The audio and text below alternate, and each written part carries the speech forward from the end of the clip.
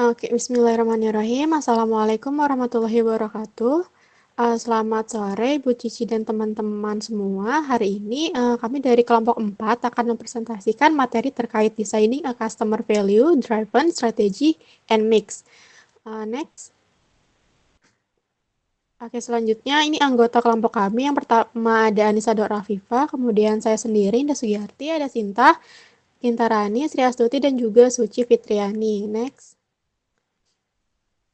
Oke, ini untuk outline presentasinya. Yang pertama ada Customer Value Driven Marketing Strategy, kemudian ada Product Service and Brands, yang ketiga ada The Islamic Product Tayyibat, dan yang terakhir ada Islamic Branding, Consumer Background, and Brands as Good Deeds.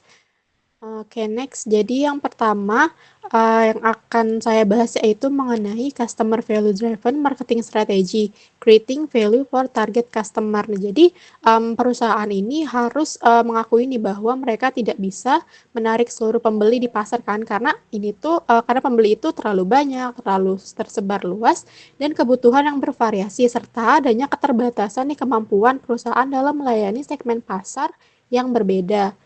Next. Oke, jadi yang pertama di sini itu ada 4 tahapan utama dalam mendesain customer value driven marketing strategy.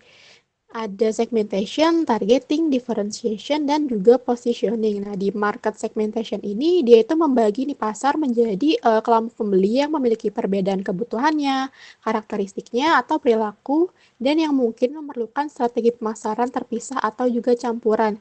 Kemudian ada market target, ini itu terdiri dari mengevaluasi setiap daya tarik segmen pasar dan memilih satu atau lebih segmen pasar yang kemudian akan dimasuki. Kemudian ada differentiation. Nah, ini juga terkait dengan pada pembedaan penawaran pasar perusahaan yang menciptakan nilai pelanggan yang kemudian unggul. Kemudian yang terakhir ada positioning, yaitu terkait dengan penawaran pasar untuk penempatan yang jelas, khas, dan produk yang diinginkan konsumen ini apakah sesuai dari para pesaing lainnya. Kemudian next. Oke, jadi untuk yang pertama kita akan bahas satu persatu nih terkait dulu dengan marketing segmentation-nya. Nah, marketing segmentation ini juga terbagi ke dalam 3 jenis. Yang pertama ada segmenting consumer markets yang juga terbagi ke dalam berbagai jenis. Yang pertama ada geographic segmentation. Nah, dia ini membagi pasar ke berbagai satuan geografis seperti kebangsaan, negara, wilayah, kota, atau bahkan lingkungan. Jadi, perusahaan itu bisa nih memutuskan untuk beroperasi di satu atau beberapa wilayah geografis atau beroperasi di semua wilayah. Nah, tetapi tentu perlu memperhatikan perbedaan dalam kebutuhan dan keinginan sesuai daerahnya masing-masing. Kemudian yang kedua ada demographic segmentation, di mana membagi pasar ke segmen berdasarkan variabel-variabel seperti usia, life cycle stage, jenis kelamin, pendapatan, pekerjaan, pendidikan, agama, suku, dan juga generasi. Nah, di faktor demografis ini merupakan yang paling populer nih untuk mengelompokkan pelanggannya. Kenapa? Karena salah satu alasannya bahwa kebutuhan, keinginan, dan tingkat penggunaan produk oleh konsumen ini kan sangat bervariasi dengan variabel demografis ini. Nah, selain itu menurut penelitian juga bahwa demografis ini lebih mudah nih diukur daripada variabel yang lainnya. Nah, kemudian ada psychographic segmentation di mana dia itu membagi pasar ke berbagai segmen yang berdasarkan pada gaya hidup atau karakteristik kepribadian individunya. Oke, next. Untuk yang terakhir di segmenting consumer market ini ada behavioral segmentation. Nah, dia itu membagi pasar ke berbagai segmen berdasarkan pengetahuan konsumen, sikap, penggunaan produk, dan tanggapan terhadap produk. Jadi banyak penjual itu percaya bahwa variabel perilaku ini adalah titik awal terbaik untuk membangun segmen pasar. Terus juga terbagi ke dalam 5 jenisnya. Yang pertama ada occasions, yaitu ketika konsumen itu mendapatkan ide untuk membeli, benar-benar membeli, atau menggunakan barang yang dibeli tersebut nantinya. Kemudian ada benefits of, jadi ini tuh pada berbagai manfaat nih yang dicari konsumen dari produk yang dia akan beli. Kemudian ada user status, ini disegmentasikan nih seperti pada apakah dia itu non-users, ex-users, potential users, first time users atau regular users dari suatu produk. Kemudian ada usage rate, di mana disegmentasikan ke dalam persentase pengguna produknya, yaitu light atau masih sedikit, medium atau standar, dan juga heavy atau dia banyak menggunakan produk tersebut. Kemudian yang terakhir ada loyalty status, yaitu konsumen itu bisa loyal terhadap mereknya, toko, ataupun suatu perusahaan. Jadi pada dasarnya perusahaan itu jarak membatasi analisis segmentasi mereka hanya pada satu variabel. Lebih tepatnya, mereka itu sering menggunakan beberapa basis segmentasi dalam upaya untuk mengidentifikasi target grupnya. Nah, beberapa perusahaan melakukan segmentasi multivariabel ini menggabungkan data baik geografisnya, demografis, gaya hidup, dan juga perilaku dari para konsumennya. Oke, next. Jadi yang selanjutnya itu terkait dengan marketing segmentation, ada segmenting business market. Jadi business marketers itu juga perlu menggunakan beberapa variabel tambahan nih, seperti karakteristik operasi pelanggannya, pendekatan pembelian, faktor situasional, dan karakteristik pribadi. Jadi banyak perusahaan menetapkan sistem yang terpisah nih untuk larger customers atau multiple location customers. Hal ini karena banyak lokasi yang memiliki kebutuhan khusus yang mungkin berada di luar jangkauan para pedagang kecil gitu. Kemudian yang terakhir ada segmenting international markets, di mana segmentasi ini berdasarkan lokal geografisnya. Nah, pengelompokan negara berdasarkan wilayah, misalnya Eropa Barat kah, lingkar Pasifik, Asia Tenggara, atau misalnya Afrika. Nah, biasanya itu dengan menggunakan intermarket atau cross-market segmentation. Ini membentuk segmen konsumen yang memiliki kebutuhan dan perilaku pembelian yang sama meskipun berada di negara yang berbeda. Nah, world market ini juga dapat disegmentasi nih berdasarkan faktor ekonomi dari suatu negara atau berdasarkan tingkat pendapatan penduduk dan juga tingkat pembangunan ekonomi secara keseluruhannya. Nah, selain itu juga bisa berdasarkan faktor politik dan hukum yang berbeda dari setiap negara. Misalnya, jenis stabilitas pemerintahnya, penerimaan terhadap perusahaan asing, peraturan moneter, dan juga jumlah dari birokrasi tiap-tiap negara. Oke, next. Oke, selanjutnya ada requirements dari segmentation yang efektif itu apa aja sih? Yang pertama itu ada measurable, itu terkait dengan ukuran, daya beli, dan profil segmen yang dapat diukur. Kemudian yang kedua ada accessible, di mana segmen pasar ini dapat dijangkau dan melayani para pelanggannya secara efektif. Kemudian ada substansial, di mana segmen pasar ini cukup besar atau cukup menguntungkan untuk melayani. Jadi sebuah segmen itu harus menjadi kelompok homogen terbesar yang dapat disesuaikan dengan program pemasarannya. Kemudian ada differentiable, di mana segmen itu secara konseptual gitu dapat dibedakan dan merespons secara berbeda untuk elemen dan program pemasaran yang berbeda.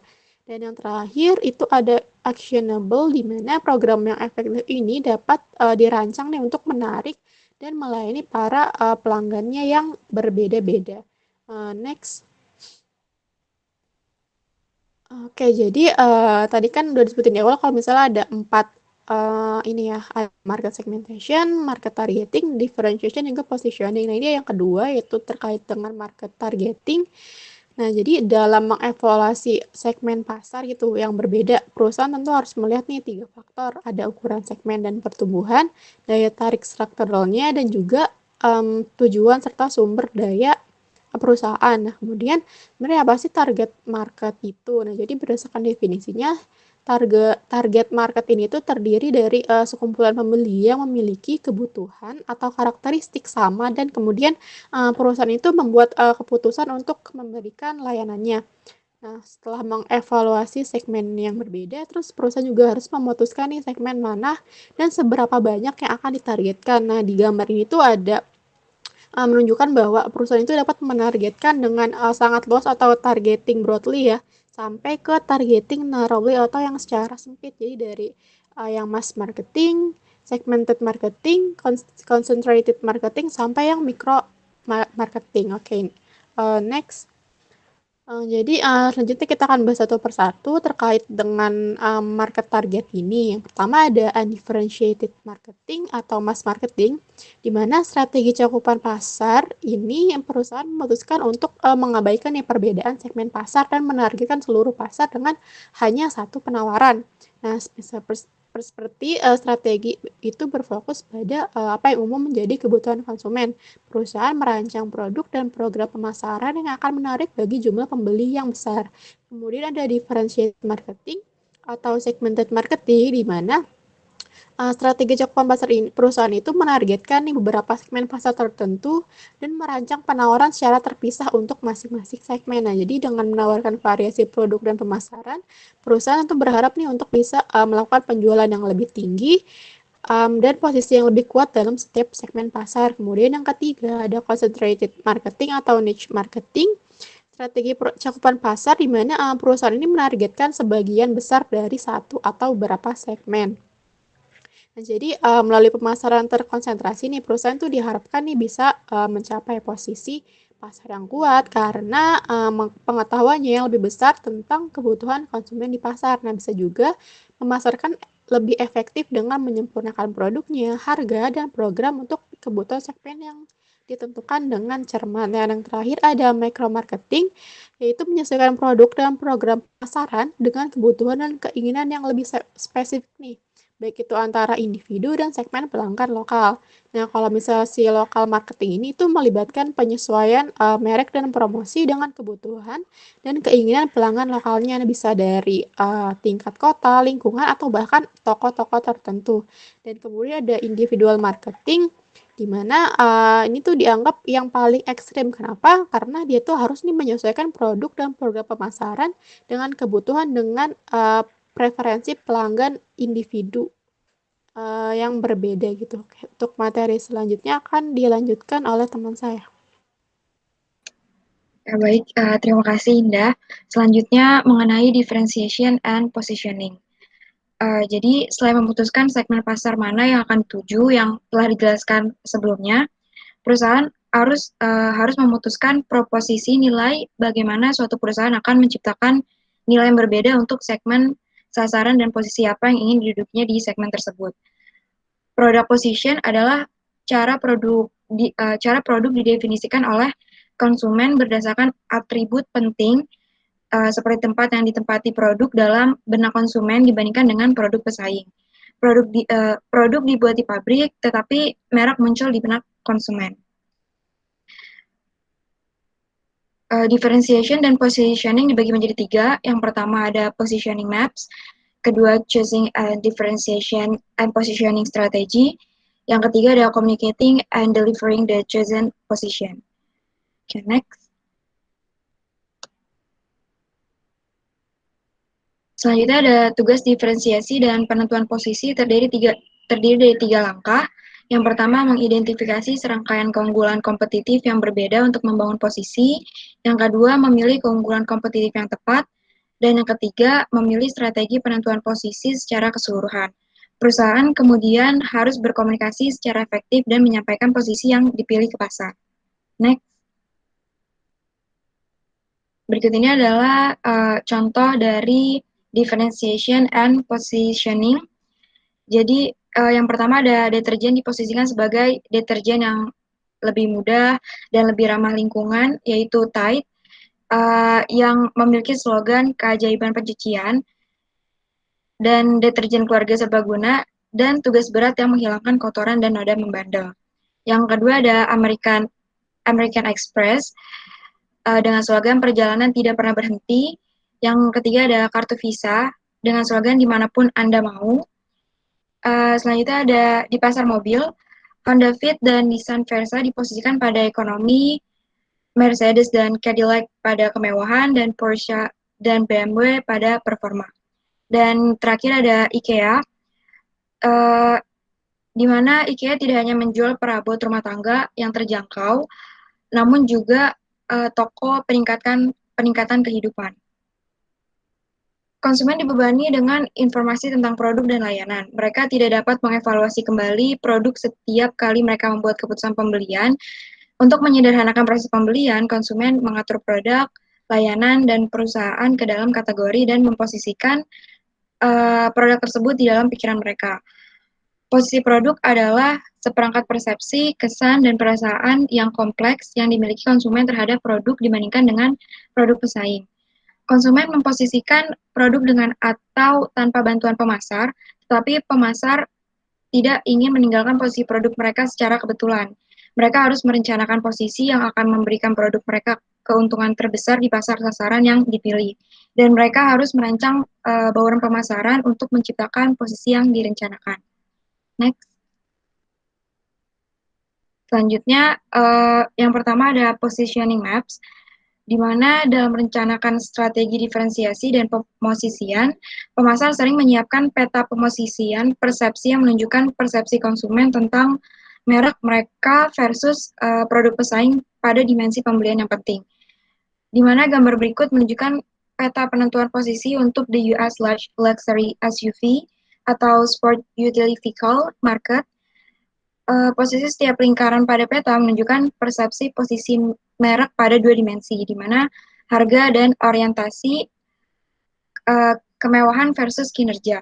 Ukuran setiap lingkaran menunjukkan pangsa pasar relatif merek tersebut. Jadi, pelanggan melihat Cadillac Escalade yang warna biru muda yang memimpin pasar sebagai SUV mewah dengan harga sedang, besar, dan mewah dengan keseimbangan antara kemewahan dan performa. Escalade diposisikan pada kemewahan perkotaan, dan dalam hal ini, kinerja mungkin berarti kinerja tenaga dan keselamatan. Sebaliknya untuk Range Rover and Land Cruiser diposisikan pada kemewahan dengan nuansa performa off-road, ditunjukkan dengan warna hijau. Misalnya, Toyota Land Cruiser dimulai pada tahun 1951 sebagai kendaraan berpenggerak 4 roda seperti Jeep yang dirancang untuk menaklukkan medan dan iklim paling melelahkan di dunia. Dalam beberapa tahun terakhir, Land Cruiser telah mempertahankan posisi petualangan dan kinerja ini, tetapi dengan kemewahan yang ditambahkan. Dengan teknologi off-road seperti sistem induksi kontrol akustik untuk memaksimalkan RPM, sehingga dapat membuat gundukan tanah dari pegunungan. Terlepas dari keasarannya, bagaimanapun perusahaan mencatat bahwa teknologi hands-free Bluetooth, hiburan DVD, dan interior mewah telah melunakkan tepiannya. Lokasi setiap lingkaran menunjukkan di mana konsumen memposisikan merek pada dua dimensi, yaitu orientasi harga dan kemewahan kinerja. Ukuran setiap lingkaran menunjukkan pangsa pasar relatif merek di segmen tersebut. Dengan demikian, Land Cruiser Toyota adalah merek khusus yang dianggap relatif mahal dan lebih berorientasi pada kinerja. Next. Yang kedua adalah choosing a differentiation and positioning strategy. Jadi beberapa perusahaan merasa mudah untuk memilih strategi diferensiasi dan positioning. Misalnya, sebuah perusahaan yang terkenal dengan kualitas di segmen tertentu akan mengejar posisi ini di segmen baru yang jika ada cukup banyak pembeli yang mencari kualitas. Tetapi dalam banyak kasus, dua atau lebih perusahaan akan mengejar posisi yang sama, kemudian masing-masing harus menemukan cara lain untuk memisahkan diri. Setiap perusahaan harus membedakan penawarannya dengan membangun kumpulan manfaat unik yang menarik bagi kelompok substansial dalam segmen tersebut. Di atas semua itu, positioning merek harus melayani kebutuhan dan preferensi pasar sasaran yang terdefinisi dengan baik. Misalnya seperti Dunkin Donuts dan Starbucks yang mana keduanya merupakan kedai kopi dan makanan ringan. Mereka menargetkan pelanggan yang sangat berbeda yang menginginkan hal yang sangat berbeda dari penjual kopi favorit mereka. Starbucks menargetkan lebih banyak profesional kelas atas dengan positioning yang lebih tinggi, dan sebaliknya Dunkin Donuts menargetkan rata-rata dengan yang jelas lebih rendah. Jenis posisinya adalah setiap orang. Namun setiap merek berhasil karena menciptakan proposisi nilai yang tepat untuk campuran unik pelanggannya. Dan choosing a differentiation and positioning strategy ini dibagi menjadi 4. Yang pertama ada identifying possible value differences and competitive advantages. Yang kedua, choosing the right competitive advantages. Yang ketiga, selecting an overall positioning strategy. Dan yang terakhir ada developing a positioning statement. Next. Untuk yang pertama, identifying possible value differences and competitive advantages. Untuk membangun hubungan yang menguntungkan dengan pelanggan sasaran, pemasar harus memahami kebutuhan pelanggan dan memberikan lebih banyak nilai pelanggan lebih baik daripada yang dilakukan pesaing. Sejauh perusahaan dapat membedakan dan memposisikan dirinya sebagai penyedia nilai pelanggan yang unggul. Jadi, competitive advantages ini adalah keunggulan atas pesaing yang diperoleh dengan menawarkan nilai pelanggan yang lebih besar, baik dengan memiliki harga yang lebih rendah atau memberikan lebih banyak manfaat yang membenarkan harga yang lebih tinggi. Tetapi posisi yang kokoh tidak dapat dibangun di atas hanya dengan kata-kata.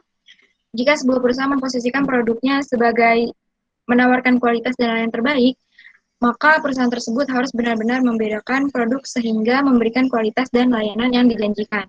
Perusahaan harus melakukan lebih dari sekedar meneriakan posisi mereka dengan slogan dan tagline. Mereka harus terlebih dahulu menghayati slogan mereka. Untuk menemukan titik diferensiasi, pemasar harus memikirkan seluruh pengalaman pelanggan dengan produk atau layanan perusahaan, sehingga perusahaan yang waspada dapat menemukan cara untuk membedakan dirinya di setiap titik kontak pelanggan. Dengan cara spesifik, apa perusahaan dapat membedakan dirinya atau penawar pasarnya. Di mana hal tersebut dapat membedakan lini produk, layanan, saluran, orang, atau gambar. Melalui diferensiasi produk, merek dapat dibedakan berdasarkan fitur, kinerja, atau gaya dan desain. Dengan demikian, merek audio premium Bose memposisikan produk audionya pada pengalaman mendengarkan inovatif dan berkualitas tinggi yang diberikannya kepada pengguna BMW. BMW memposisikan dirinya sebagai the ultimate driving machine yang dirancang untuk kesenangan berkendara. Selain membedakan produk fisiknya, perusahaan juga dapat membedakan layanan yang menyertai produk tersebut. Beberapa perusahaan memperoleh diferensiasi layanan melalui layanan cepat dan nyaman. Perusahaan lain menjanjikan layanan pelanggan berkualitas tinggi, misalnya di zaman di mana kepuasan pelanggan terhadap layanan maskapai terus menurun, seperti Singapore Airlines, membedakan dirinya melalui layanan pelanggan yang luar biasa dan keanggunan pramugari. Perusahaan yang mempraktikkan diferensiasi saluran memperoleh keunggulan kompetitif melalui cara mereka merancang cakupan, keahlian, dan kinerja saluran mereka. Perusahaan juga dapat memperoleh keunggulan kompetitif yang kuat melalui diferensiasi orang, memperkerjakan dan melatih orang yang lebih baik daripada pesaing mereka. Diferensiasi orang mengharuskan perusahaan memilih orang yang berhubungan dengan pelanggannya dengan hati-hati dan memilih mereka dengan baik. Jadi simbol seperti lengkungan emas di McDonald's dan logo Google yang berwarna-warni, burung Twitter, logo Nike, atau logo tanda gigitan di Apple dapat memberikan pengenalan perusahaan atau merek yang kuat dan diferensiasi citra. Perusahaan mungkin membangun merek di sekitar orang terkenal, seperti yang dilakukan Nike dengan koleksi sepatu dan pakaian basket Michael Jordan. Beberapa perusahaan bahkan dikaitkan dengan warna seperti Coca-Cola, yaitu warna merah. Simbol, karakter, dan elemen gambar lainnya yang dipilih harus dikomunikasikan melalui iklan yang menyampaikan kepribadian perusahaan atau merek. Next. Yang kedua ada choosing the right competitive advantages. Dibagi menjadi 7. Yang pertama ada important, distinctive, superior, communicable, preemptive, affordable, dan profitable. Jadi, misalkan sebuah perusahaan cukup beruntung untuk menemukan beberapa diferensiasi potensial yang memberikan keunggulan kompetitif, lalu mereka juga harus memilih yang akan membangun strategi positioning-nya untuk memutuskan berapa banyak perbedaan untuk dipromosikan dan produk yang mana. Berapa banyak perbedaan untuk dipromosikan, banyak pasar berpikir bahwa perusahaan harus secara agresif mempromosikan hanya satu manfaat ke pasar sasaran. Mantan eksekutif periklanan Rosserif, misalnya, mengatakan perusahaan harus mengembangkan proposisi penjualan unik untuk setiap merek dan berpegang teguh pada hal itu. Setiap merek harus memilih atribut dan memuji dirinya sebagai nomor satu pada atribut itu. Pembeli cenderung mengingat nomor satu dengan lebih baik, terutama dalam masyarakat yang terlalu banyak berkomunikasi. Oleh karena itu, Walmart mempromosikan harga rendahnya yang tidak ada duanya, dan Burger King mempromosikan pilihan pribadi, yaitu pilih sesuai keinginan Anda.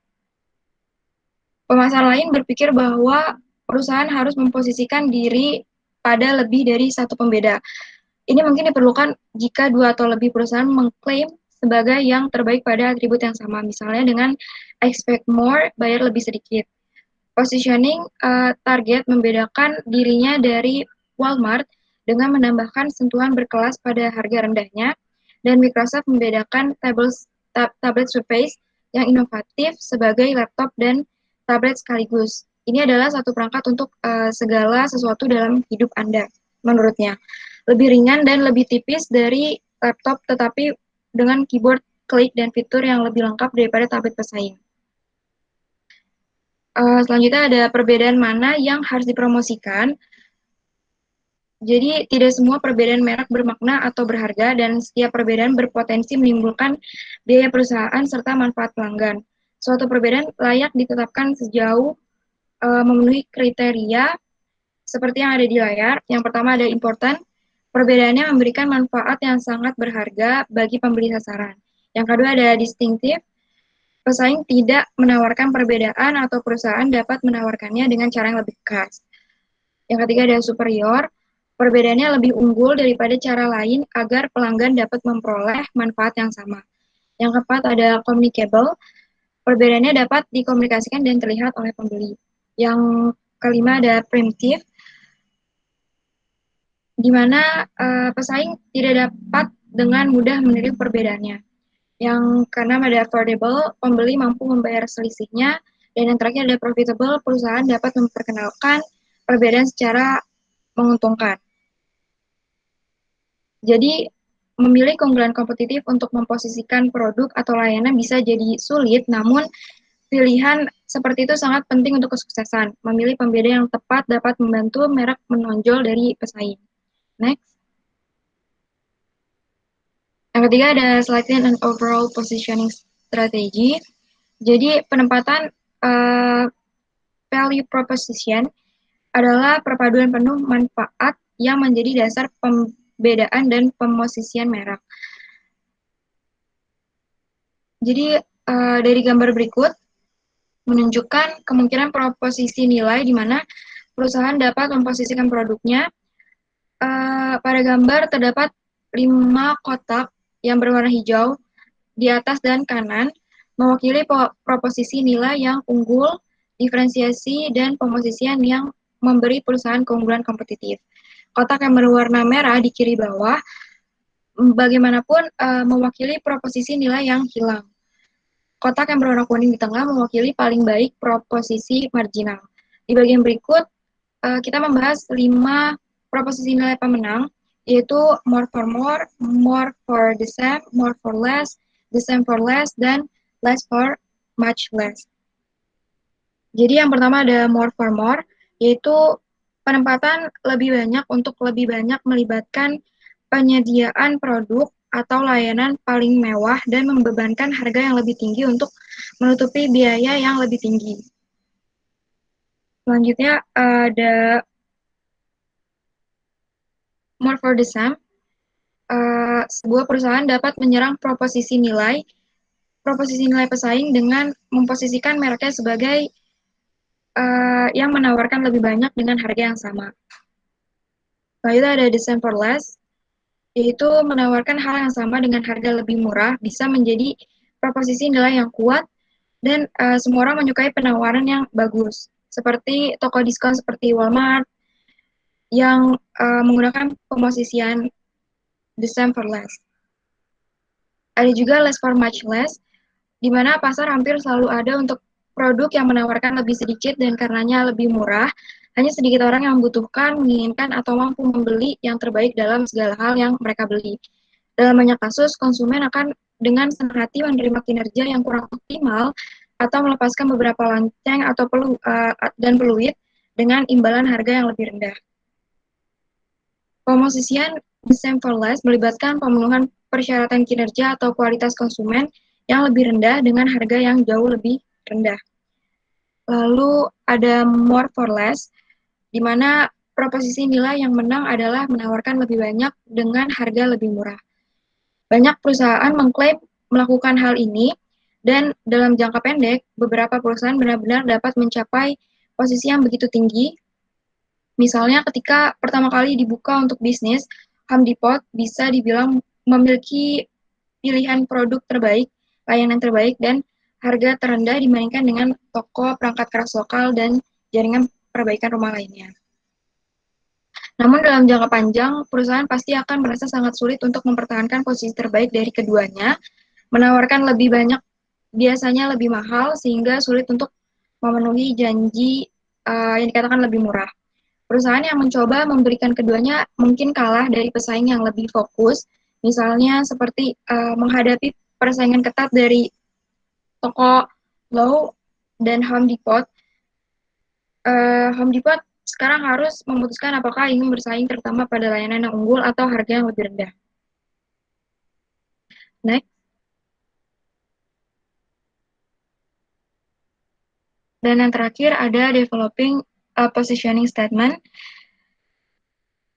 Positioning perusahaan dan merek harus diringkas dalam positioning statement, yaitu pernyataan yang merangkum positioning perusahaan atau merek menggunakan formulir seperti untuk segmen sasaran kebutuhan, merek adalah konsep titik perbedaan. Berikut ini adalah contoh penggunaan aplikasi manajemen informasi digital populer Evernote. Slogannya yaitu untuk para multitasker yang sibuk yang membutuhkan bantuan untuk mengingat sesuatu, Evernote adalah aplikasi manajemen konten digital yang memudahkan untuk menangkap dan mengingat momen dan ide dari kehidupan sehari-hari. Menempatkan merek dalam kategori tertentu menunjukkan kesamaan yang mungkin dimiliki oleh produk lain dalam kategori tersebut, tetapi keunggulan merek dibuat pada titik perbedaannya. Next. Yang ketiga ada communicating and delivering the chosen position. Setelah memilih posisi, perusahaan harus mengambil langkah kuat untuk menyampaikan dan mengkomunikasikan posisi yang diinginkan kepada konsumen sasarannya. Semua upaya bauran pemasaran perusahaan harus mendukung strategi positioning. Perusahaan sering merasa lebih baik untuk membuat strategi penentuan posisi yang lebih baik daripada menerapkannya. Menetapkan posisi atau mengubahnya biasanya memakan waktu lama. Sebaliknya posisi yang telah dibangun selama bertahun-tahun dapat dengan cepat hilang. Begitu sebuah perusahaan telah membangun posisi yang diinginkan, ia harus berhati-hati untuk mempertahankan posisi tersebut melalui kinerja dan komunikasi yang konsisten. Perusahaan harus memantau dan menyesuaikan posisi dari waktu ke waktu untuk menyesuaikan perusahaan dalam kebutuhan konsumen dan strategi pesaing. Namun, perusahaan harus menghindari perubahan mendadak yang dapat membingungkan konsumen. Sebaliknya, posisi produk harus berkembang secara bertahap karena beradaptasi dengan lingkungan pemasaran yang selalu berubah. Next. Selanjutnya mengenai product, services, and brands, building customer value. Next. Yang pertama ada what is a product. Produk adalah segala sesuatu yang dapat ditawarkan ke pasar untuk diperhatikan, diperoleh, digunakan, atau dikonsumsi yang dapat memuaskan keinginan atau kebutuhan. Produk mencakup lebih dari sekedar objek nyata seperti mobil, pakaian, atau ponsel. Didefinisikan secara luas, yaitu produk juga mencakup layanan, acara, orang, tempat, organisasi, dan ide atau campuran dari semuanya. Next.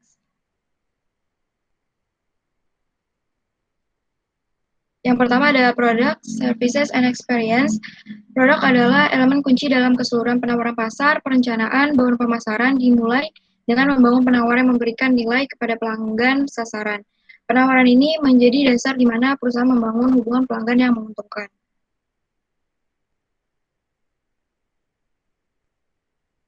Next. Yang kedua ada levels of product and services, yaitu perencanaan produk perlu memikirkan produk dan layanan pada tiga tingkat. Setiap tingkat menambahkan lebih banyak nilai pelanggan. Tingkat paling dasar adalah nilai pelanggan inti yang menjawab pertanyaan apa yang sebenarnya dibeli pembeli. Saat merancang produk, pemasar pertama-tama harus mendefinisikan inti, manfaat, atau layanan pemecahan masalah yang konsumen cari. Pada tingkat kedua, perencanaan produk harus mengubah manfaat inti menjadi produk yang sebenarnya. Mereka perlu mengembangkan fitur, produk, dan layanan, desain, tingkat kualitas, nama merek, dan kemasan.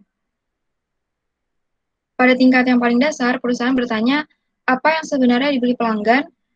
Misalnya orang yang membeli iPad Apple membeli lebih dari sekadar komputer tablet, mereka membeli hiburan, ekspresi diri, produktivitas, dan konektivitas jendela seluler dan pribadi ke dunia.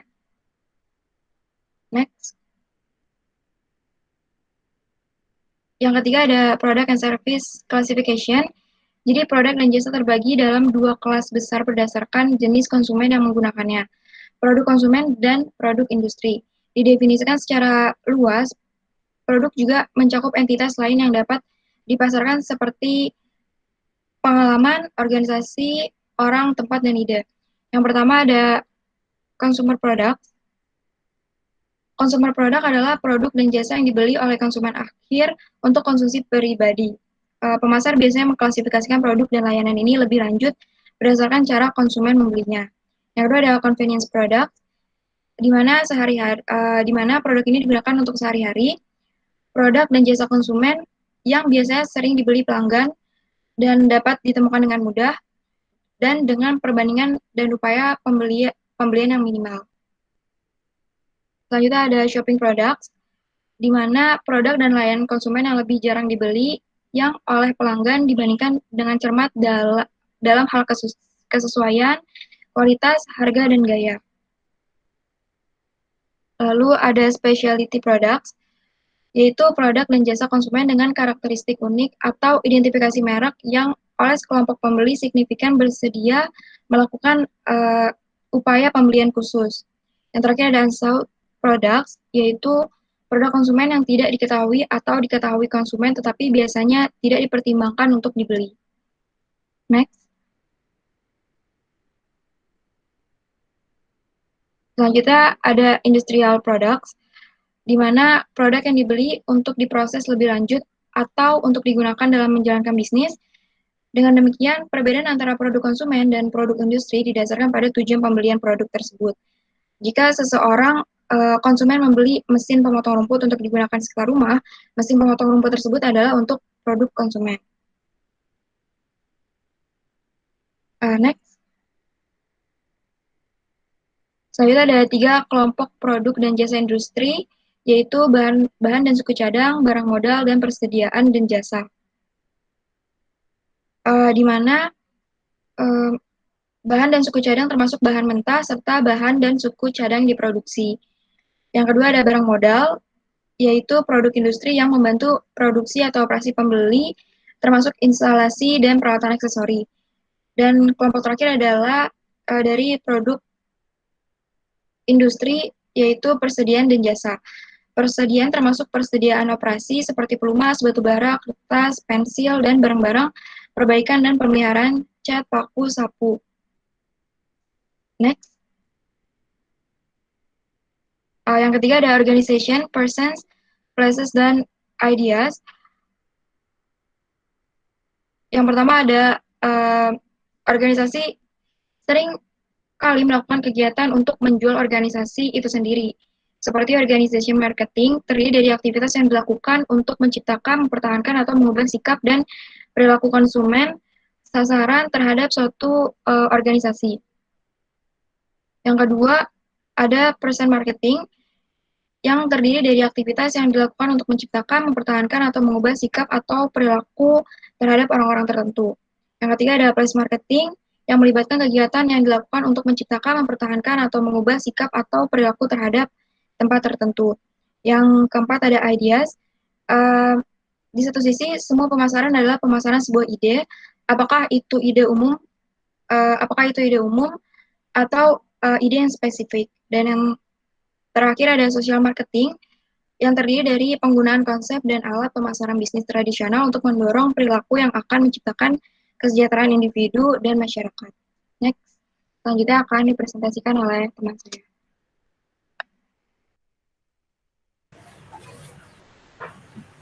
Ya baik, selanjutnya saya akan membahas mengenai product service decision, yaitu di mana marketers membuat keputusan sebuah produk dan jasa berdasarkan pada 3 tingkatan, yaitu keputusan produk individual, keputusan lini produk, dan keputusan mix product.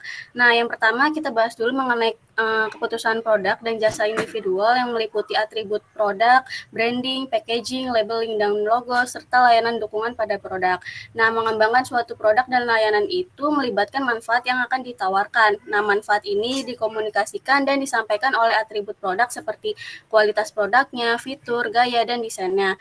Nah, dalam arti sempit, kualitas dapat didefinisikan sebagai tidak ada yang cacat, tapi sebagian besar marketers itu mendefinisikan kualitas itu sebagai hal yang menciptakan nilai dan memenuhi kepuasan customer-nya.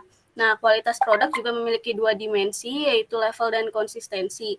Nah, pada kualitas level, kualitas produk berarti kualitas kinerjanya, yang artinya kemampuan produk untuk menjalankan fungsinya. Selain level, kualitas yang tinggi juga mempunyai konsistensi yang tinggi pula. Nah, yang kedua itu ada fitur, yang dimana setiap produk ditawarkan itu dengan beragam tools atau fitur. Nah, sebenarnya fitur ini adalah alat kompetitif yang membedakan produk perusahaan dengan produk pesaingnya, di mana menjadi produsen pertama yang memperkenalkan fitur baru dan memiliki value yang tinggi adalah salah satu cara yang efektif untuk bersaing. Nah, yang ketiga itu adalah atribut produk, yaitu gaya dan desain produk. Nah, desain adalah konsep yang lebih besar daripada gaya, karena gaya itu hanya menggambarkan penampilan suatu produk aja. Tapi bedanya dengan desain, gaya ini seperti kulitnya dan desain adalah jantung atau inti dari produk itu. Nah, desain itu dimulai dengan mengamati pelanggan, memahami kebutuhan brandnya, dan membentuk pengalaman penggunaan produknya. Next. Nah, selain atribut produk, keputusan produk dan jasa individual lain adalah branding, di mana konsumen melihat sebuah brand sebagai bagian penting dari sebuah produk dan dapat menambah nilai pembelian dari konsumen juga. Nah, pencitraan brand ini udah jadi kuat banget sampai hari ini.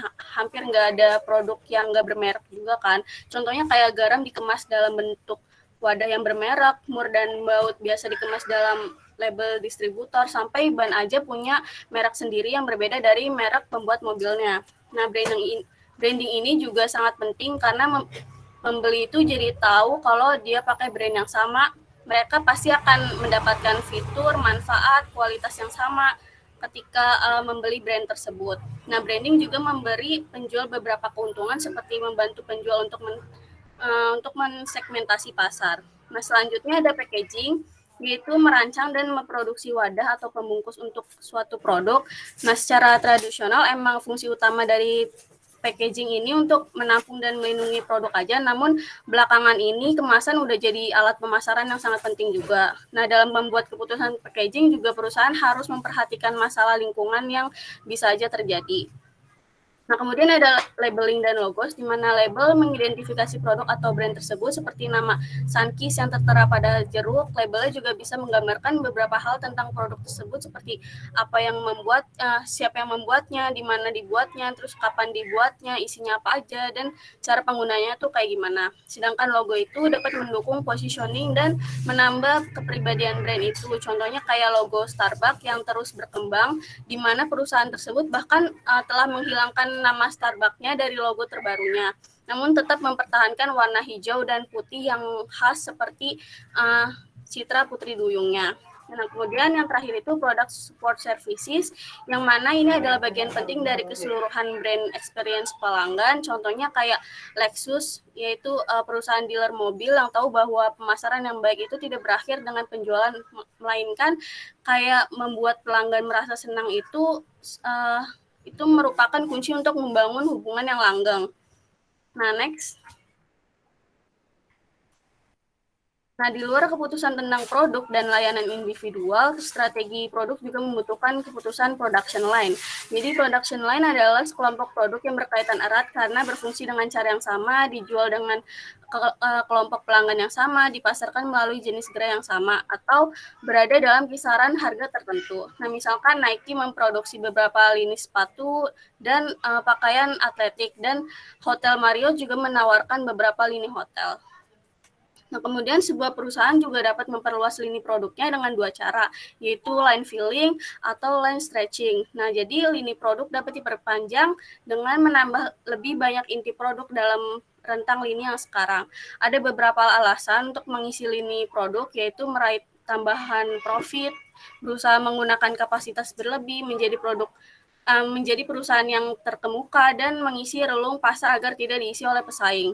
Nah, line stretching ini terjadi ketika perusahaan memperpanjang lini produknya di luar jangkauan saat ini. Nah, kemudian perusahaan dapat meregangkan lininya atau line stretching ke bawah, ke atas, dan bisa juga kedua arah. Nah, perusahaan yang terletak di pasar atas dapat meregangkan lini produknya itu ke bawah, sedangkan perusahaan juga dapat memperluas lini produknya ke atas untuk menambah prestise atau wibawa pada produk brand saat ini, atau untuk meraup margin yang lebih tinggi. Contohnya kayak Toyota yang menciptakan merek Lexus untuk produksi produk mobil kelas atas. Nah, next. Nah, kemudian ada production mix decision, yaitu sebuah perusahaan dengan beberapa lini produk memiliki mix produk, yaitu terdiri dari semua lini produk dan item yang ditawarkan penjual tertentu untuk dijual. Misalnya kayak Colgate Palmolive mungkin paling dikenal sebagai karena produk pasta giginya dan produk perawatan mulut lainnya. Namun pada kenyataannya itu, Colgate adalah perusahaan produk konsumen senilai 17,3 miliar dolar yang membuat dan memasarkan produk mixnya secara lengkap yang terdiri dari banyak lini dan brandnya itu udah cukup terkenal. Nah, Colgate ini membagi bauran produknya secara keseluruhan menjadi 4 lini utama, yaitu perawatan mulut, perawatan pribadi, perawatan di rumah, dan nutrisi hewan peliharaan. Nah, mix produk ini juga memiliki 4 konsep penting, yaitu width, length, dan kedalaman, dan juga konsistensi. Jadi konsep width ini mengacu pada jumlah lini produk yang berbeda dan di bawah perusahaan. Kemudian konsep length itu produk mengacu pada total barang yang dibawa perusahaan dalam lini produknya. Kemudian konsep width itu mengacu pada jumlah versi yang ditawarkan dari setiap produk dalam lini. Kemudian konsep yang terakhir itu konsistensi, yaitu mengacu pada seberapa erat hubungan berbagai lini produk dalam penggunaannya sampai akhir, dan juga persyaratan produksinya, dan lain-lain. Nah, next. Nah, sebuah perusahaan harus mempertimbangkan 4 karakteristik layanan khusus ketika merancang program pemasaran, yaitu intangibility, inseparability, variabilitas, dan perishability. Nah, intangibility service itu adalah layanan tidak berwujud, yang berarti bahwa jasa tidak dapat dilihat, dicicipi, diraba, atau didengar sebelum konsumennya itu membeli. Nah, misalkan orang ingin membeli kosmetik, kemudian banyak produk kosmetik ini tidak dapat dilihat hasilnya atau ditester dulu sebelum dibeli oleh pelanggannya. Kemudian yang kedua itu ada inseparability, yaitu jasa tidak dapat dipisahkan dari penggunanya, baik penyedianya berupa orang atau mesin. Kemudian ada variabilitas, yaitu kualitas layanan bergantung pada siapa yang menyediakannya, serta kapan, di mana, dan bagaimana menyediakannya. Misalkan kayak hotel, katakanlah reputasi Hotel Marriott itu karena menyediakan layanan yang lebih baik daripada yang lain, namun di Hotel Marriott tertentu satu karyawan CS itu bersikap ceria dan efisien, sedangkan karyawan di tempat lain itu punya sifat yang pemarah dan juga lamban. Padahal kualitas layanan karyawan di Hotel Marriott itu kan pasti kan kayak berbeda gitu, bervariasi sesuai dengan energi dan pola pikir karyawan itu sendiri. Nah, kemudian yang terakhir itu ada perishability service, berarti bahwa layanan tidak dapat disimpan untuk dijual atau digunakan nanti. Seperti beberapa dokter membebankan biaya kepada pasien untuk janji bertemu yang terlewat karena nilai layanannya itu hanya ada pada saat itu aja. Kemudian ada the service profit chain, yaitu brand mengerti adanya service profit chain yang menghubungkan keuntungan perusahaan jasa dengan kepuasan karyawan dan pelanggan.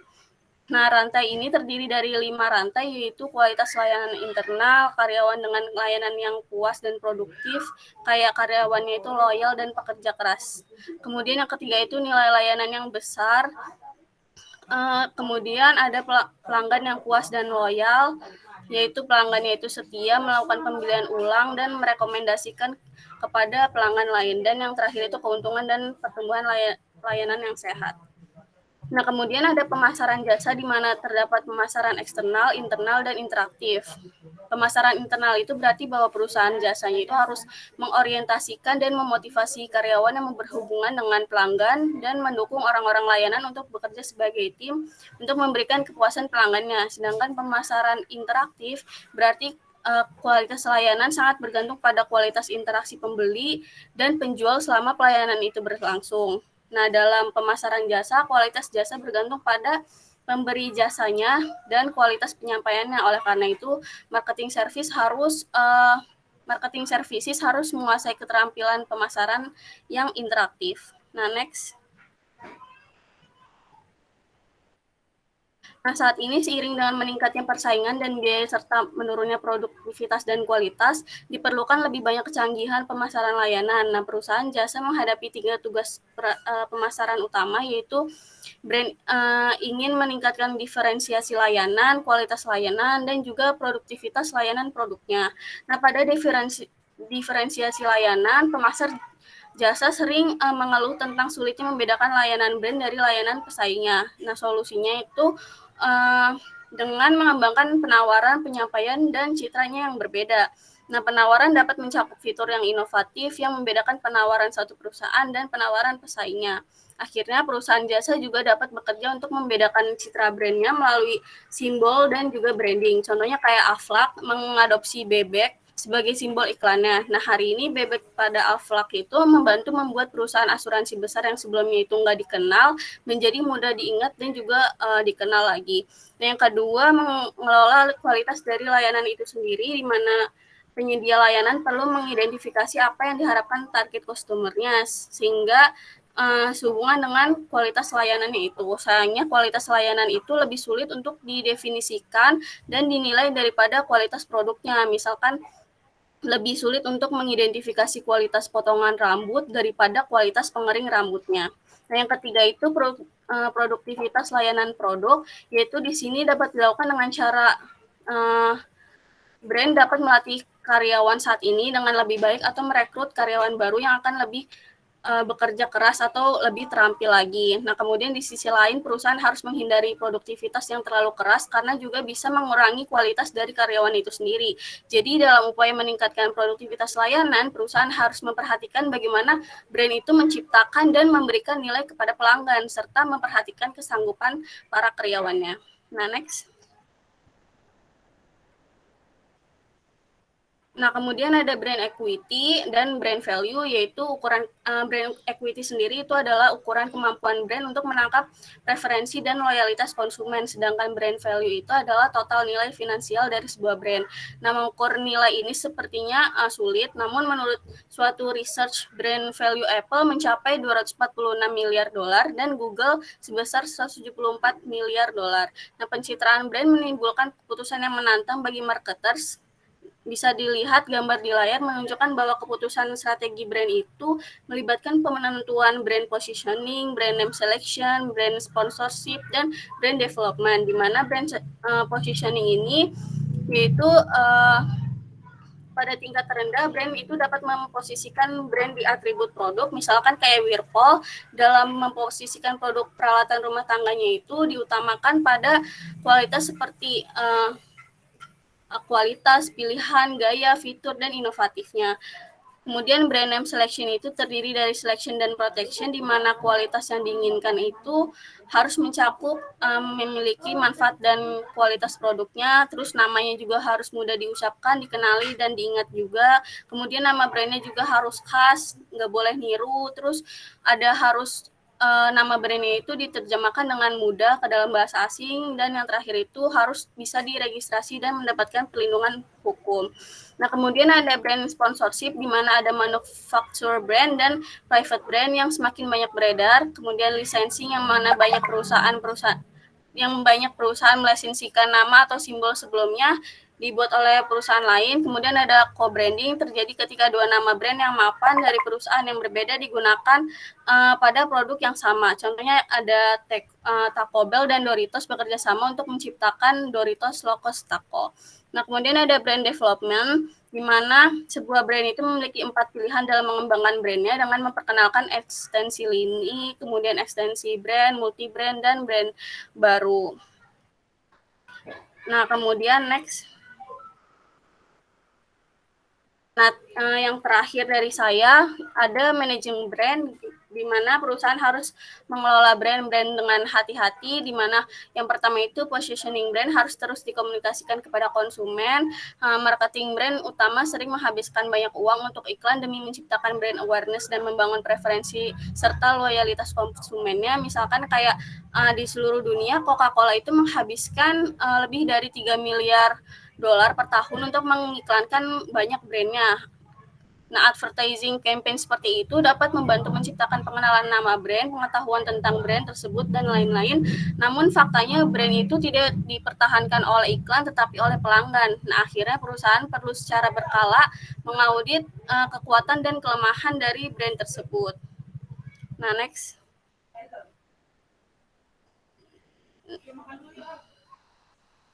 Nah, sekian dari saya. Selanjutnya akan dijelaskan oleh teman saya.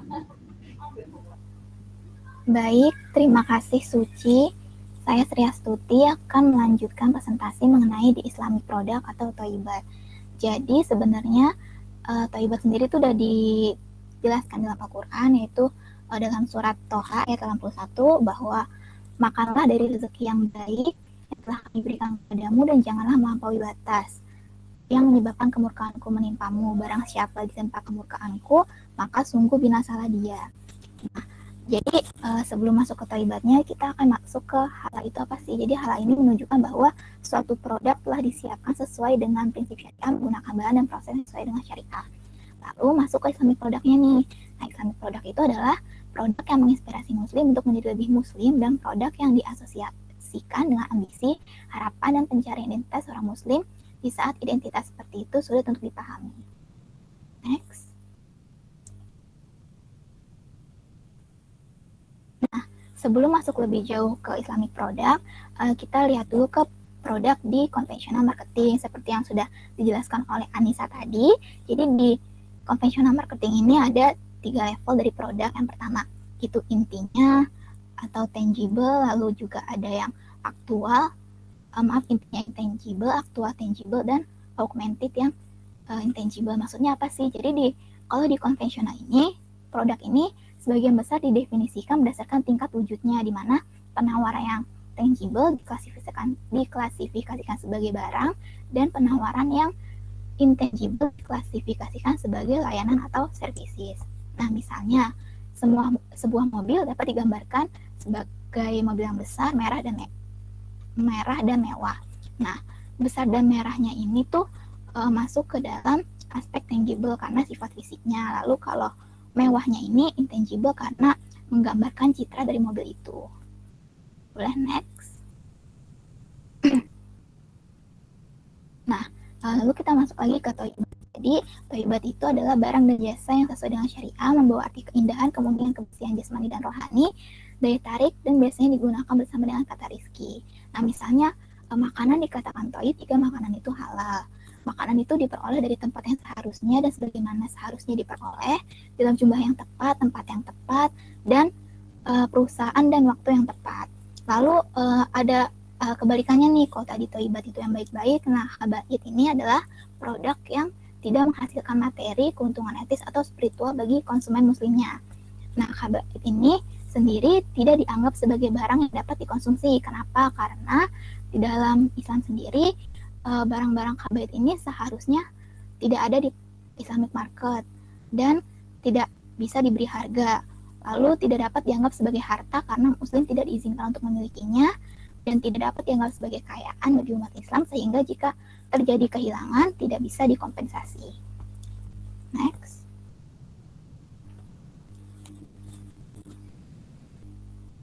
Lalu sebelumnya tadi saya menjelaskan yang di Islamic market, tapi jika kasusnya apabila non-muslim mengkonsumsi barang-barang khaba'ith di Islamic market, jika ini dianggap halal menurut agama mereka, maka hak mereka mengkonsumsinya dilindungi oleh hukum syariah. Misalnya, seorang yang non-muslim di negara Islam diperbolehkan untuk mengkonsumsi alkohol dan babi, tetapi tidak boleh dilakukan melalui transaksi apapun dengan umat Islam karena tidak halal bagi umat Islam untuk memperdagangkan produk itu. Nah, masuk ke classification of product in Islam. Jadi seperti yang kita sudah ketahui bahwa klasifikasi produk ada sesuai hierarkinya yang pertama daruriyat atau untuk memenuhi kebutuhan dasar dan bertahan hidup, di mana dalam sistem ekonomi Islam produk-produk ini diprioritaskan dan negara harus memastikan ketersediaannya untuk semua warga negara. Nah, untuk pertimbangan produsen sendiri dalam memproduksi ini adalah produk yang sangat kecil profitnya, lalu distribusinya juga luas dan kualitasnya itu bervariasi. Lalu kalau untuk konsumer, pertimbangan untuk konsumsi produk ini adalah variabilitas quality karena disesuaikan dengan kemampuan atau purchase ability dari masing-masing customer. Lalu yang selanjutnya itu hajiat atau kebutuhan, di mana sebagai tambahan untuk peralatan lain yang membuat hidup seseorang lebih mudah.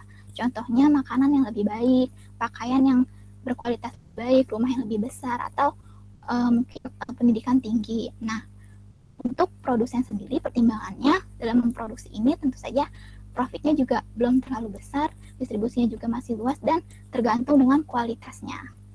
Kalau untuk konsumen juga mempertimbangkan untuk mengkonsumsi ini berdasarkan kualitas, apakah kualitasnya lebih bagus dari kebutuhan daruriyatnya atau tidak. Lalu selanjutnya kamaliyat atau improvement, di mana kepuasan menggunakan produk dari tatanan yang lebih tinggi, misalnya memiliki rumah bagus di kawasan mewah, transportasi pribadi, sekolah yang lebih baik kualitasnya untuk anak-anak mereka.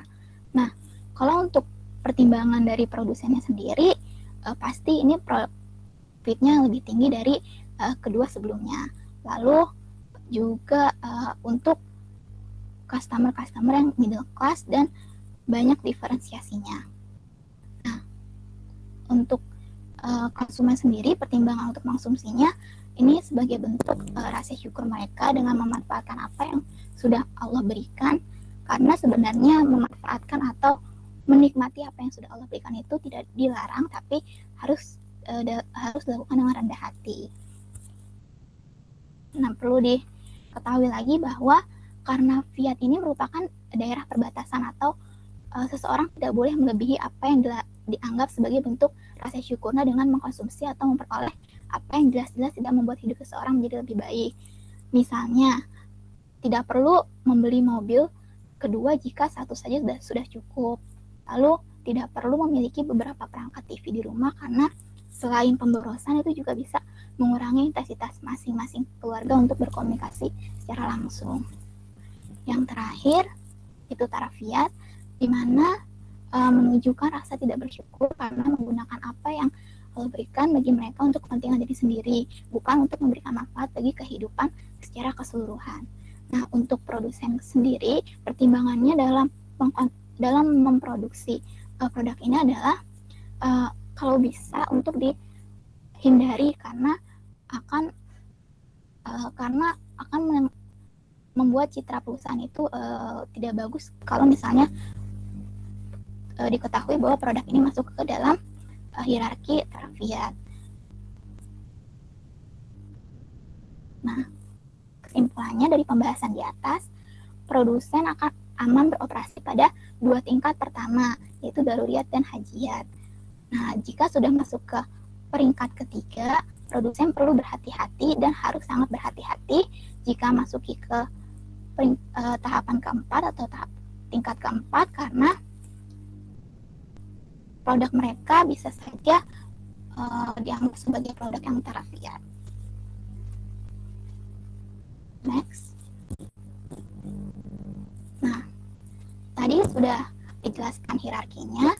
Oleh karena itu bisa diambil kesimpulan bahwa produsen mempunyai beberapa pedoman ketika memprioritaskan apa yang akan diproduksinya.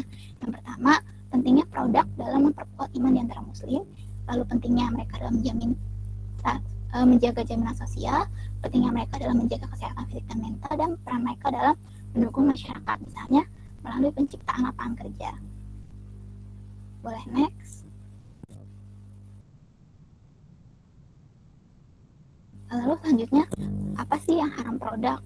Nah, haram produk sendiri sudah dijelaskan di surat Al-Maidah ayat 3, bahwa hewan-hewan yang dibunuh seperti yang dijelaskan dalam surat itu adalah barang yang haram, lalu hewan mati dan produknya, produk babi, semua produk yang memabukkan, emas dan perak.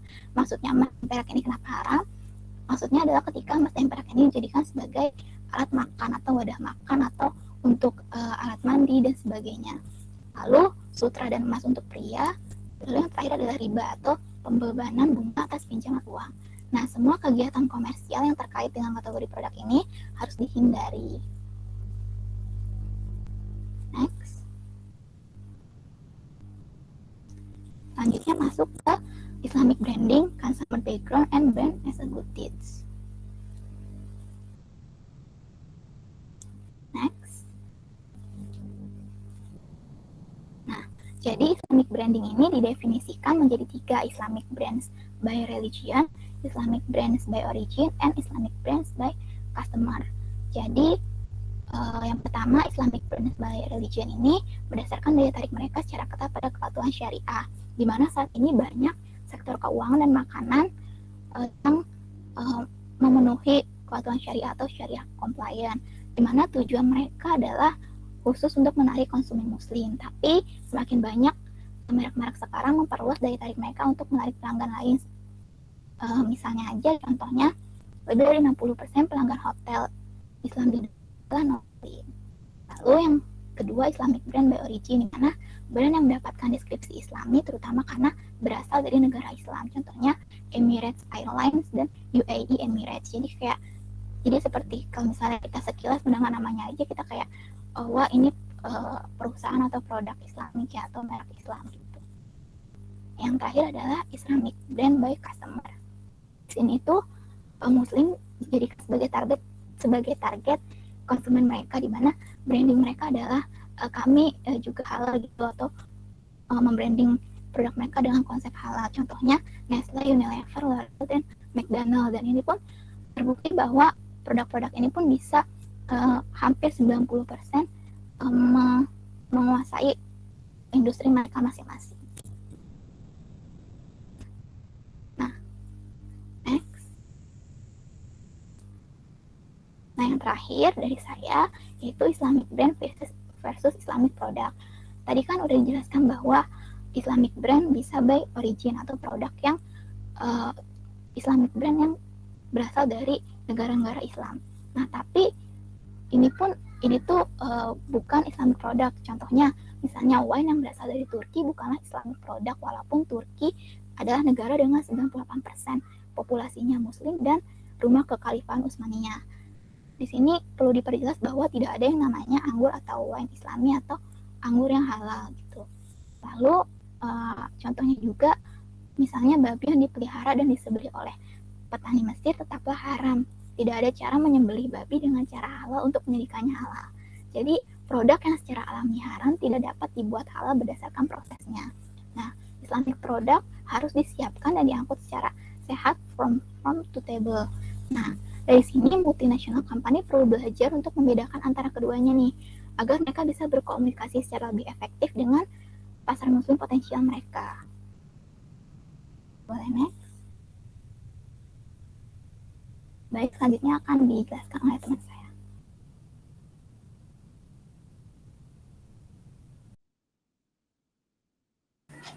Baik, selanjutnya saya akan melanjutkan presentasi dari teman-teman, yakni mengenai relocating to Muslim market. Jadi merelokasi ke pasar Muslim dapat menjadi faktor diferensiasi yang cukup signifikan karena menyediakan jaminan bagi konsumen Muslim itu tersendiri. Nih, contohnya pada perusahaan multinasional atau MNC, dia punya anak perusahaan yang dibuka di negara Muslim. Itu pastikan dia akan merekrut pegawai lokal dari negara tersebut dan memicu rasa aman bagi para konsumen karena diproduksi oleh mereka, si pegawai lokal itu, dan untuk mereka, ibaratnya dari Muslim dan untuk Muslim. Nah, terus biasanya negara Muslim itu barang yang diproduksi itu halal karena dia kayak skopnya itu masih dalam satu negara, dia nggak melewati pengiriman bahan-bahan antar negara yang terlihat kayak ada sesuatu gitu, misalnya kayak nggak ada sesuatu yang dipertanyakan kehalalannya. Lalu kalau tambahan lagi, kan dia produksi lokal, terus ada bahan baku dari supplier lokal, lalu dia membuat kayak engagement gitu sama mereka dan menghasilkan si supplier lokal itu dia berdedikasi kepada kalangan muslim lokal atau lingkungannya kalau misalnya si brand atau si produk ini tuh dia baik loh, dia kayak mau bekerja sama dengan supplier-supplier lokal dan ikut menyejahterakan mereka sehingga image syariah compliance yang ada dalam brand ini itu jadi lebih tersebar melalui salah satunya sih supplier lokal itu.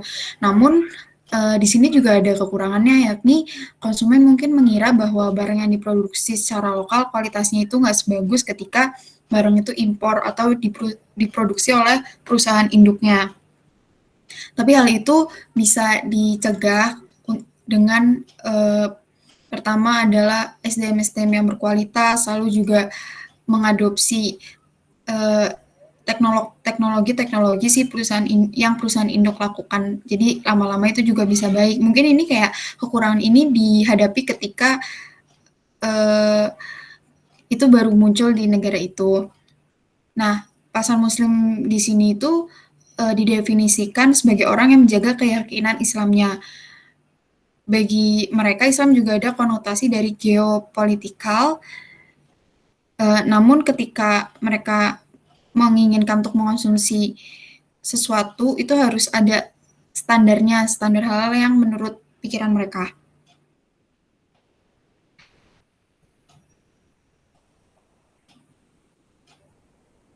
Jadi kayak misalnya ada wine terus disajikan dengan packaging yang bagus, kayak sebenarnya secara packaging atau penampilan tuh bagus, cuman kan kayak mereka tetap menjaga keyakinan mereka kalau misalnya wine itu haram, jadi ya tetap nggak dikonsumsi. Terus ada juga the halal market.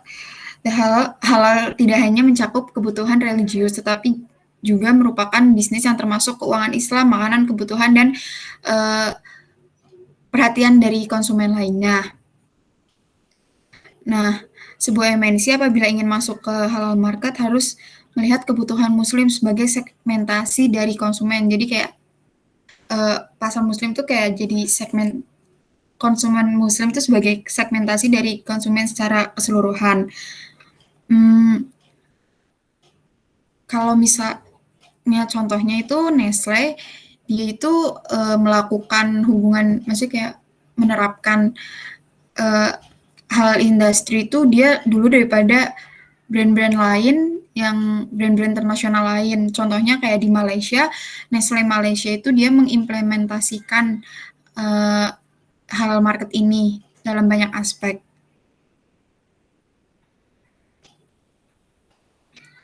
Nah, terus ada juga yang satunya customers of halal. Jadi halal itu konsepnya menyeluruh ke semua aspek.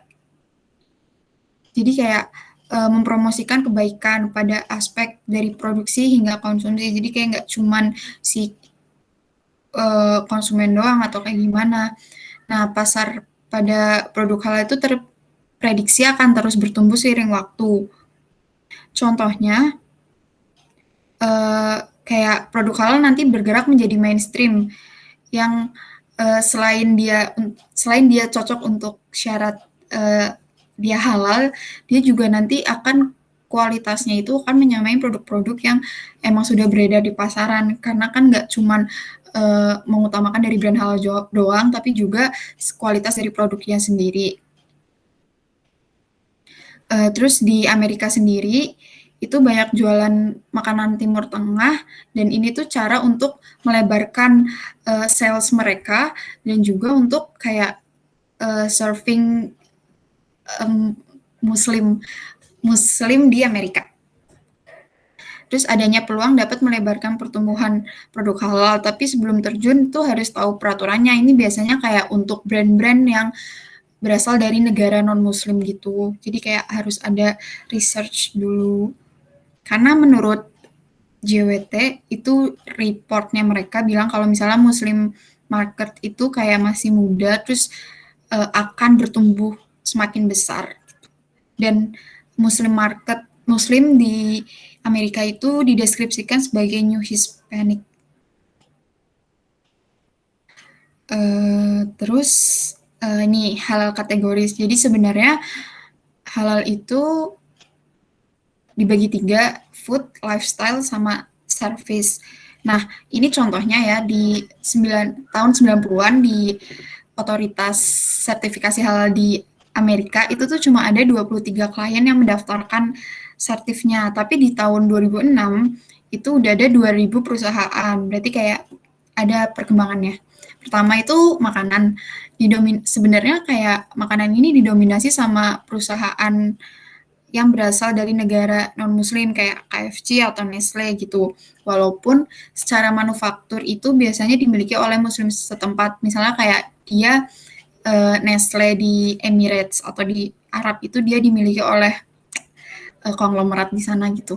Nah, kalau misalnya di Arab sendiri atau mungkin negara muslim lain itu tuh halal brand itu kayak kurang menjual gitu karena kan di sana itu kayak apa aja halal menganggapnya gitu. Tapi setelah mereka untuk mencoba untuk go global, ternyata banyak barang-barang luar masuk dan wah ternyata itu harus ada apa ya kayak sertifikasi halal gitu loh. Apalagi kalau misalnya brand itu diproduksi oleh negara non-muslim. Karena kan itu akan dikonsumsi oleh muslim market di Arab atau di negara muslim itu. Terus kedua ada lifestyle, itu tuh sama juga masih didominasi oleh negara non-muslim. Kayak contoh lifestyle tuh kosmetik ya, sekarang kan lagi berkembang buat kosmetik yang non-alkohol dan cruelty free. Pokoknya yang dia tuh nggak ngetes ke binatang-binatang gitu, karena kan biasanya mereka yang sebenarnya ini kan kayak kalau di Islam tuh dia nggak membahayakan pihak lain, salah satunya binatang gitu kan. Tapi kalau misalnya orang yang belum tahu tuh juga punya pendapat kayak gitu dan hal tersebut tuh kayak ada irisan, jadi orang yang mengkonsumsi dari brand kosmetik halal ini nggak cuma muslim doang. Perkembangannya lebih lambat daripada makanan sendiri dari food karena bisa terjadi karena 2 alasan. Yang pertama adalah bukan sektor utama, jadi kayak lifestyle tuh bukan hal pokok kayak makanan kan tuh harus orang hidup kalau nggak makan susah kan. Terus industri ini belajar bahwa halal itu nggak cuma makanan, tapi kayak aspek-aspek kehidupan lain tuh dibutuhkan. Ketiga adalah service, contohnya kayak industri keuangan, terus logistik, dan lain-lain. Nah, keuangan itu perkembangannya tuh lebih di bank Islam ya, dan lembaga keuangan Islam lainnya. Contoh dari lembaga keuangan dari bank Islam itu biasanya waktu ada krisis global itu mereka tuh kayak masih bisa bertahan gitu.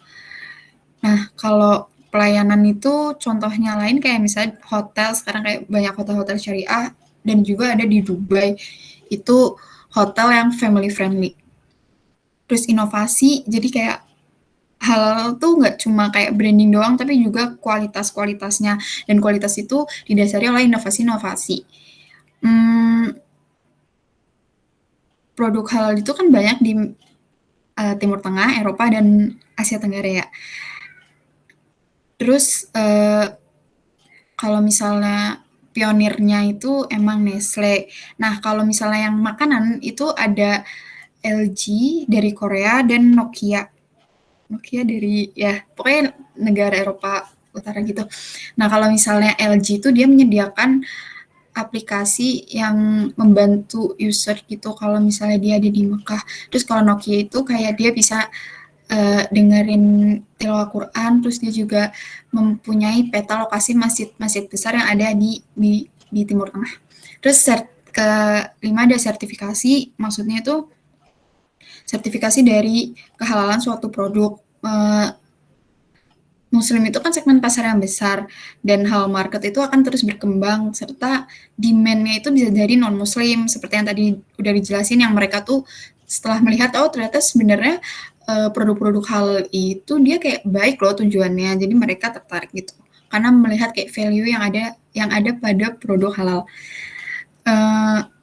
Kalau misalnya dilihat itu halal food market tahun 2009 itu berada pada 16% dari food industry di dunia. Jadi kayak termasuk besar ya, ada 1/10 lebih gitu.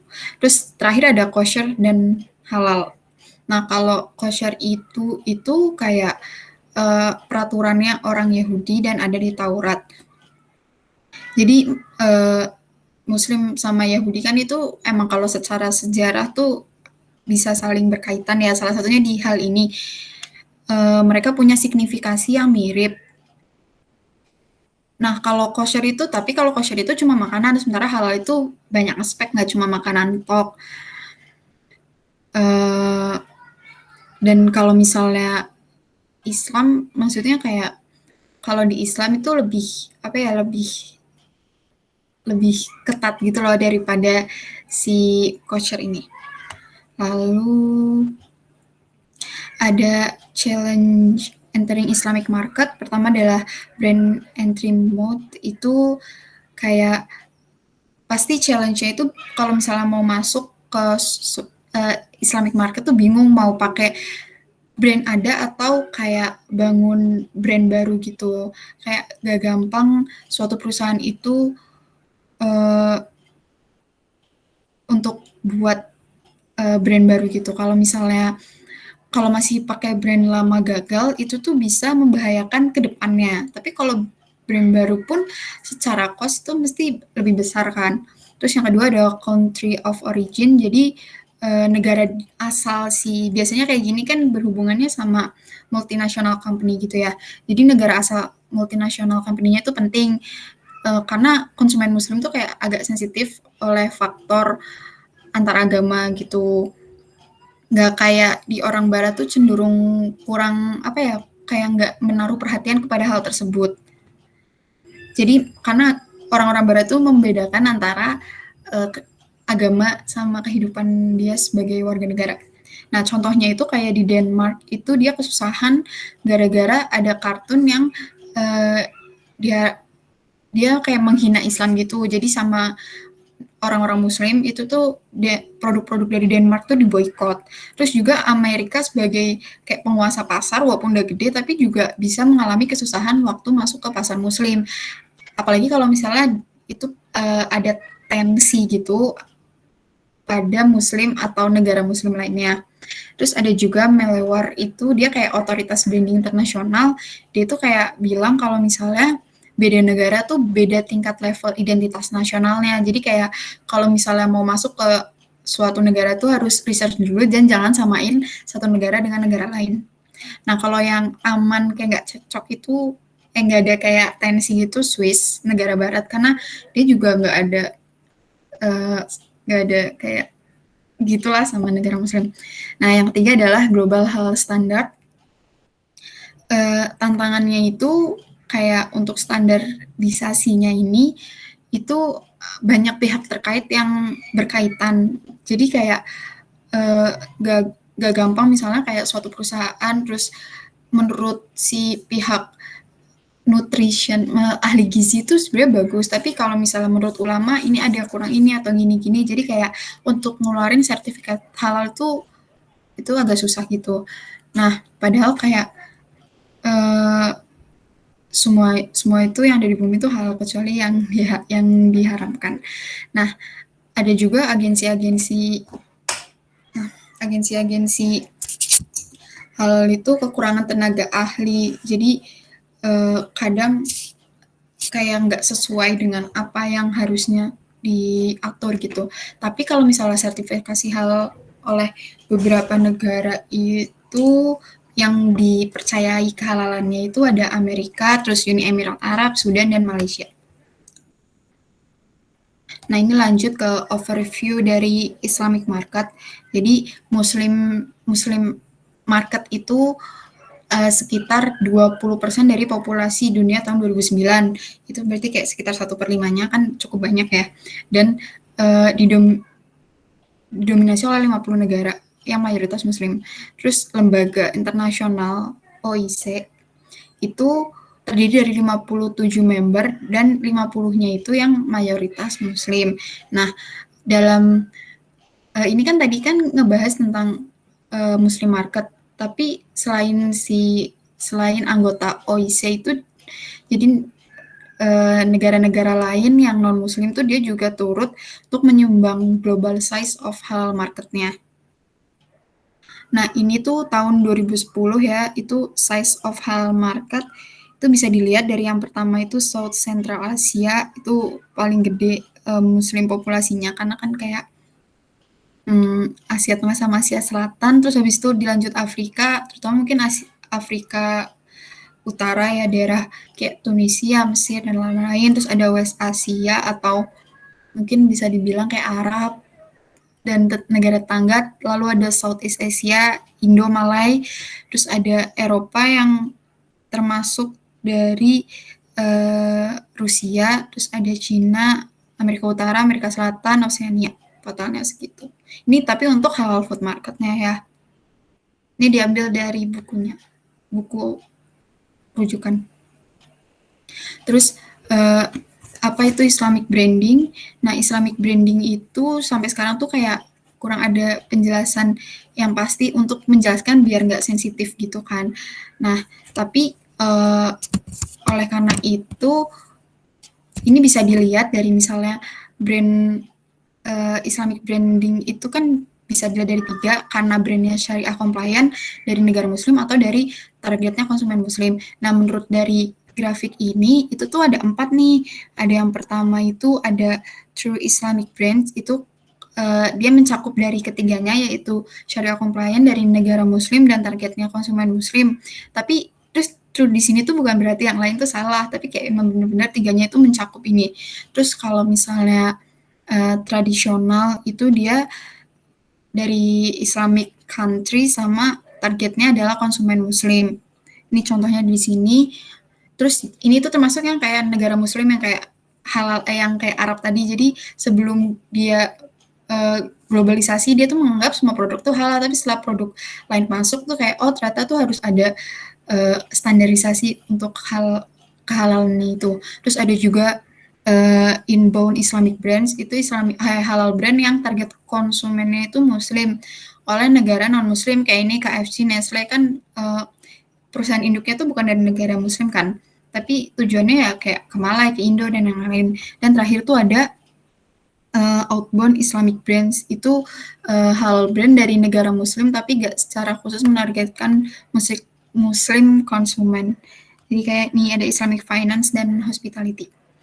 Nah, terus esensi dari Islamic brand tuh kayak sebenarnya untuk kebaikan sih, karena kan hal itu menyeluruh ya. Jadi kayak misalnya kita makan makanan halal, yang pasti makanan halal tuh baik, jadi efek ke tubuh kita juga baik, dan proses produksi dari makanan itu pun udah sesuai gitu, kayak nggak buat pihak lain tuh merasa dirugikan gitu. Jadi kayak menguntungkan semua pihak. Dan sekian. Terima kasih terima kasih telah mendengarkan. Sekian presentasi dari kelompok 4. Wassalamualaikum warahmatullahi wabarakatuh.